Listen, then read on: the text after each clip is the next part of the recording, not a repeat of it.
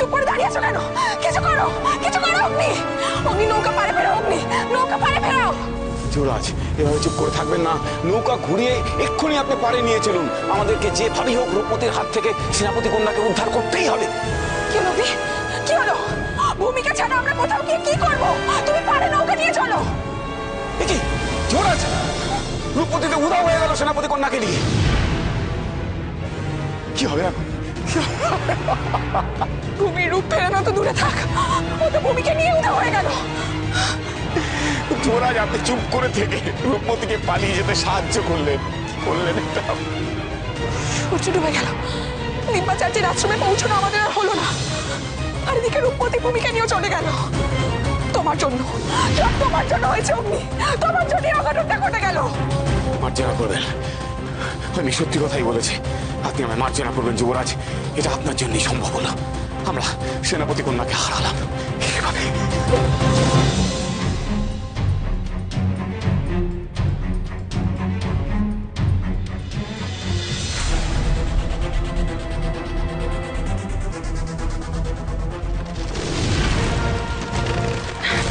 কি এখনো যে পাথর ভেঙে পড়ছে, সুড়ঙ্গর পথ তো ক্রমশ বন্ধ হয়ে আসছে।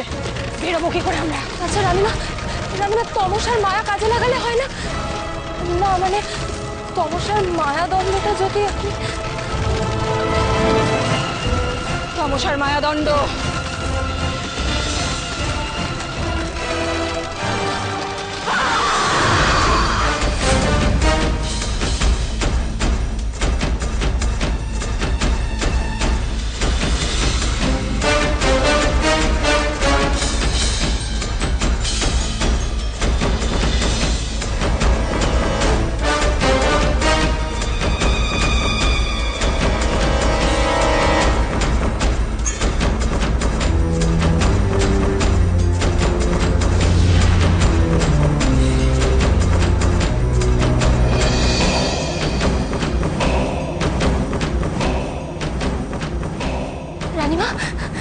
রানীমা, এই তো আমরা ভূতদামর পাহাড়ের বাইরে চলে এসেছি।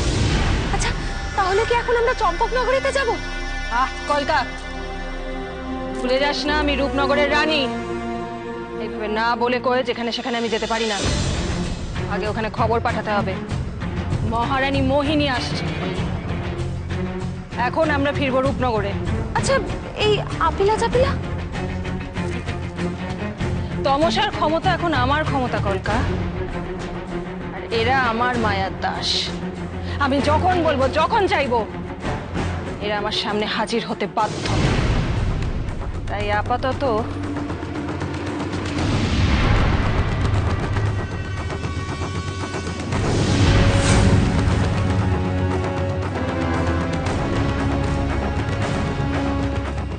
রূপনগর।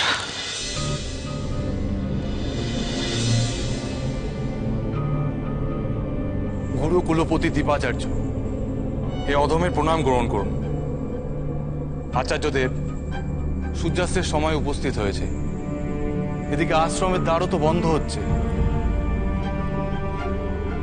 আমি নিরুপায়। সঠিক সময়ে আসতে না পারলে আশ্রমের দ্বার তো রুদ্ধ হবেই।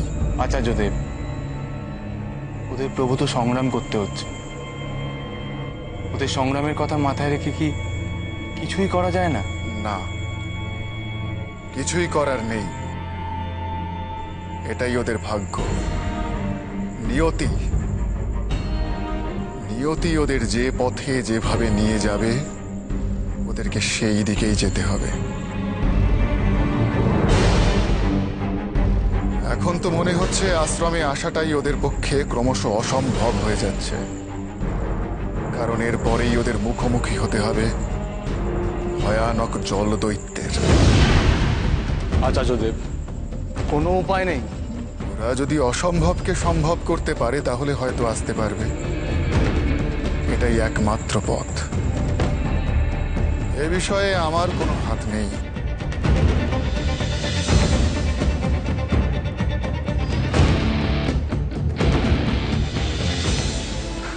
কেন যে আমি রূপমতির কথাটা শুনতে গেলাম? ওর কথা শুনে আমাদের বিপদে পড়তে হলো এত বড়। এদিকে সূর্যাস্ত হয়ে যাচ্ছে।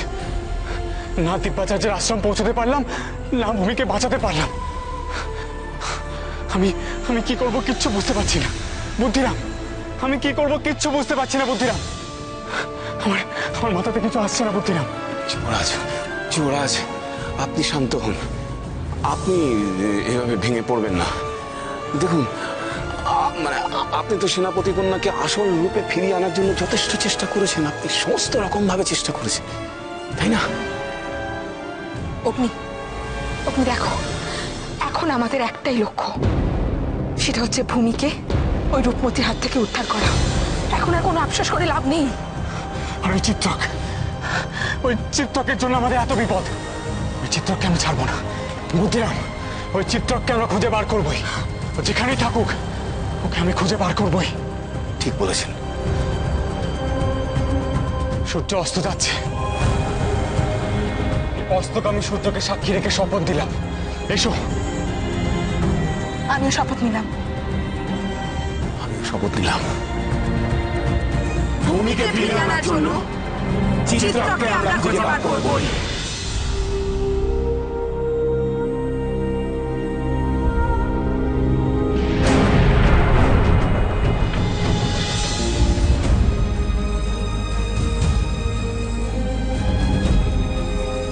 এটা তুমি কি করলে? আমরা তো তোমার কোনো ক্ষতি করিনি, তাহলে তুমি এইভাবে ওদের সঙ্গে আমার বিপদ ঘটালে কেন? কেন আমাকে তোমাদের মধ্যে টেনে আনলে? আমরা তো তোমার কাছে সাহায্য চেয়েছিলাম। সাহায্য প্রার্থীর সঙ্গে এরকম ব্যবহার করে না। চিত্রকও একদিন আমার কাছে সাহায্য চাইতেই এসেছিল, তারপর সে আমাকে আঘাত করে ফিরে যায়।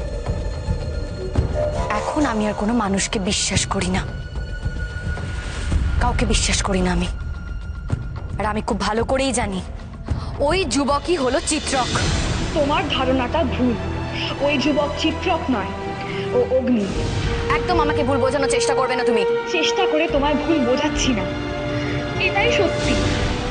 তুমি নিজের জালে জড়িয়ে আছো। চুপ করো, ওর হয়ে একদম কথা বলো না। আমি তো তোমার কোনো ক্ষতি করছি না।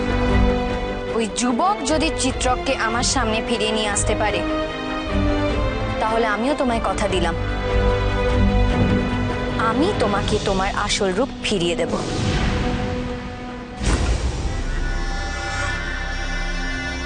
আজ কত দিন হয়ে গেল, মহারানী এখনো রূপনগরে এলেন না। আমরা তো যথাসাধ্য রাজ্য চালনা করে যাচ্ছি, কিন্তু মহারানী। জয় মহারানী মোহিনী জয়! জয় মহারানী মোহিনী জয়! জয় মহারানী মোহিনী জয়! রূপনগর আমার নিজের রাজসভা, বড়ই শান্তি।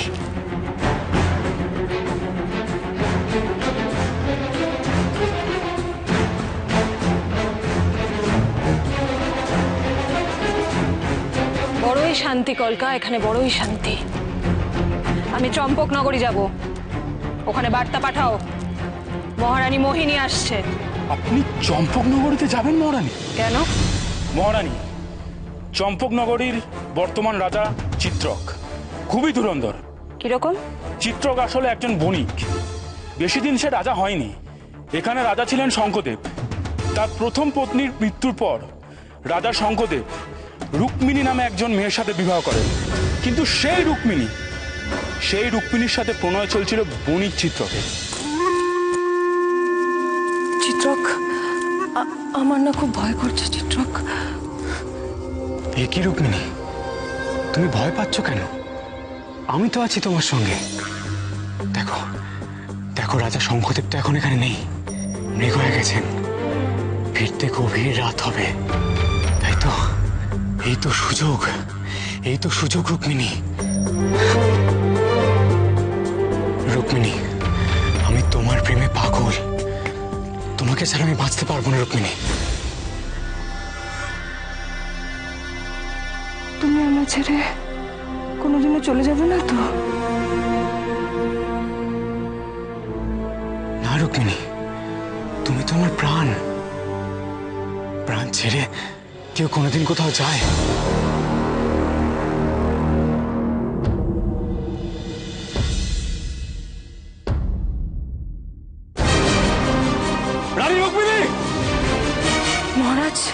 আপনি?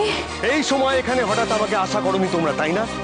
তোমার আর এই সামান্য বণিক চিত্রকের প্রণয়ের কথা আমার কানে আগেই এসেছে,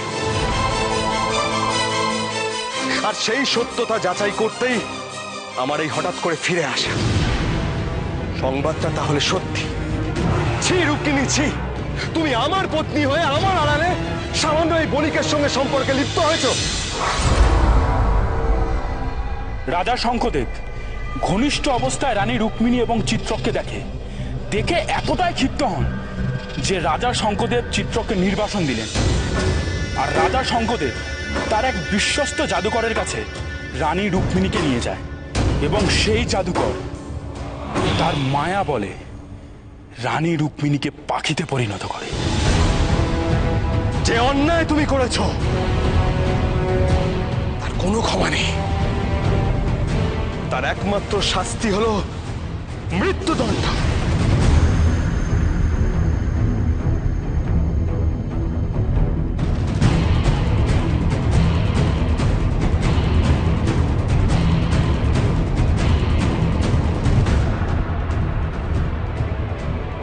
কিন্তু কি বলতো, আমি তো তোমায় ভালোবাসি, তাই তোমায় আমি মারতে পারবো না। তোমায় আমি এইভাবে এই খাঁচার মধ্যে আমার চোখের সামনে সারা জীবন পাখি করে রাখবো। এটাই তোমার শাস্তি, এটাই তোমার শাস্তি রুক্মিণী।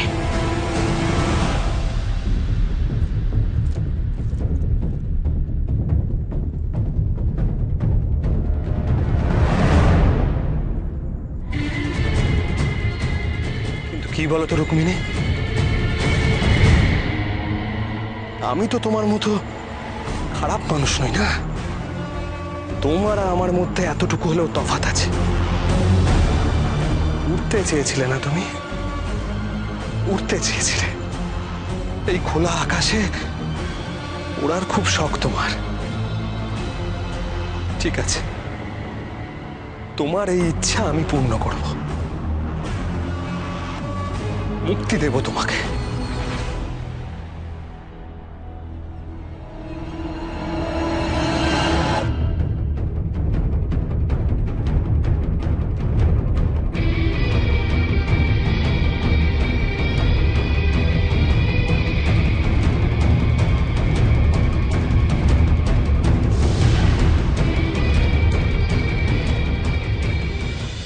তারপর আর কি জানো জাবালি? তারপর কিভাবে যে বণিক চিত্রক রাজা হলেন সেটা সত্যি একটা রহস্য মহারানী। রানীমা, রানীমা, খারাপ রাজা চিত্রকের থেকে কিন্তু সাবধান।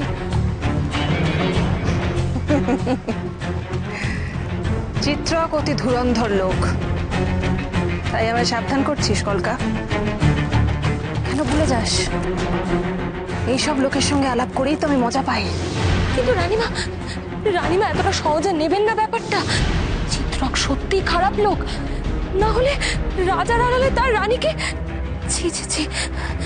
তাছাড়া রানীমা, ধরুন নির্বাসন দেওয়ার পরেও সে চম্পকনগরীর রাজা, নিশ্চয়ই সহজ পথে নয়। রাজাকে বানিয়ে বোকা, প্রজাদের দিয়ে ধোঁকা, সে হয় রাজা?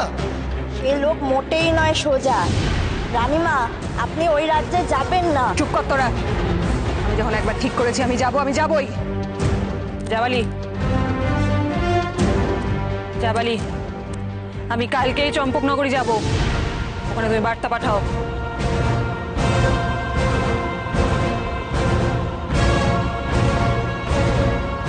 খবর পাঠাবো এইভাবে।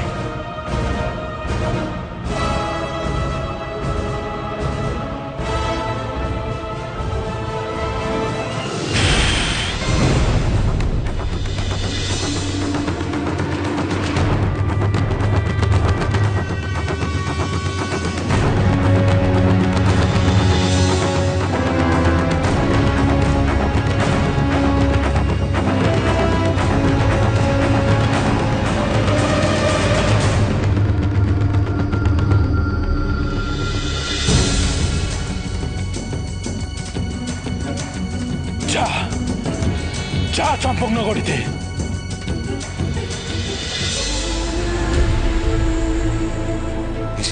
ভেসেই চলেছে যুবরাজ। কোথায় সেই চম্পকনগরী? চম্পকনগরে যদি খুঁজেও পাই, সেখানে চিত্রক কোথায় আছে কি করে জানবো? হ্যাঁ, সেখানে গিয়ে যদি চিত্রককে খুঁজে না পাই, তাহলে কোথায় খুঁজবো ওকে?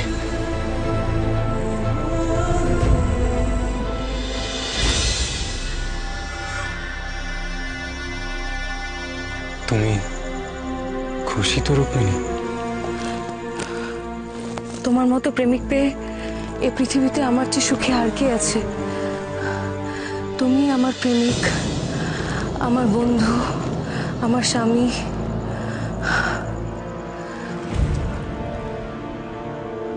রুক্মিণী, আমার অপমানের যে জবাব তুমি দিয়েছো, এর থেকে ভালো আর কি হতে পারে?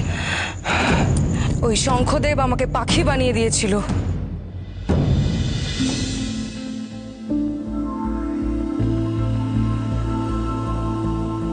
চিত্রক, চিত্রক, কে কে তুমি? চিত্রক, চিত্রক, কে তুমি? আমি আমি রানী রুক্মিণী। কি তোমার এই অবস্থা কি করলো? রাজা শঙ্খদেব এক জাদুকরের কাছে নিয়ে গিয়ে আমার এই অবস্থা করেছে। শঙ্খদেব? শঙ্খদেব করেছে তোমার এই অবস্থা? আমাকে আগের রূপে ফিরিয়ে দাও চিত্রক, আমাকে আগের রূপে ফিরিয়ে দাও। আমি আমি মানে, কিন্তু কি ভাবছো তুমি? আমায় বিশ্বাস করো, আমাকে আগের রূপে ফিরিয়ে দাও চিত্রক।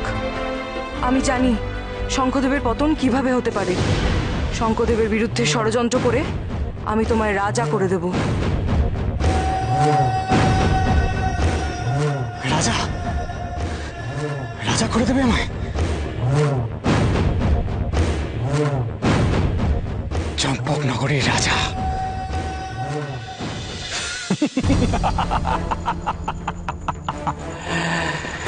রুক্মিণী, যে তোমাকে পাখি করে বন্দি বানিয়ে তার কাছে রেখে দিয়েছিল, আমি তো তাকে বন্দি বানিয়ে তোমার চোখের সামনে দাস করে রেখেছি। দাস করে রুক্মিণী, দাস করে।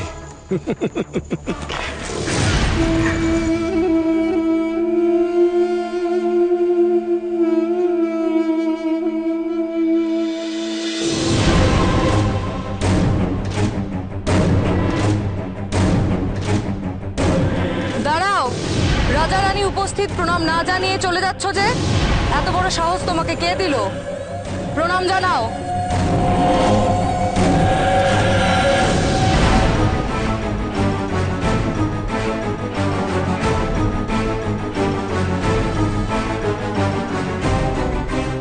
প্রণাম করাটা ঠিক এখনো রপ্ত হয়নি না?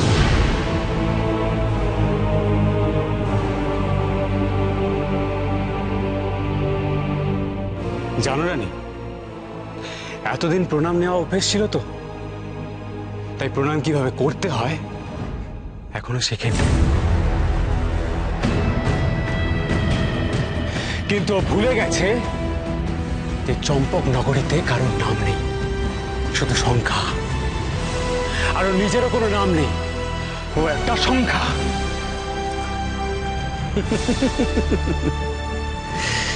চম্পক নগরীতে সবাই আমার দাস, তুই হচ্ছিস আমার প্রথম দাস,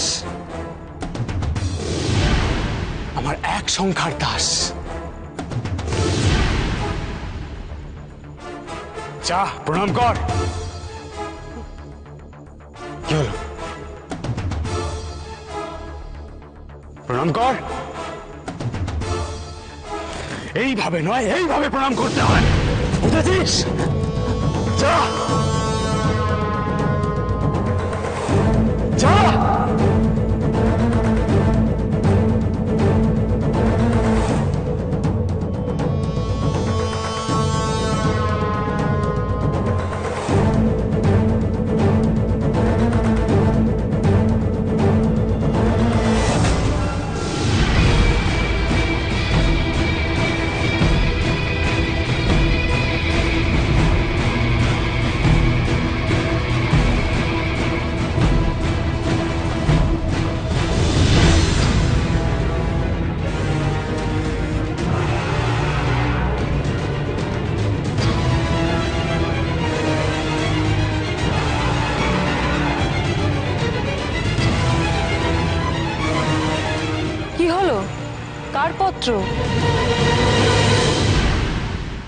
পূর্ব দিকের অধীশ্বরী রূপনগরের রানী।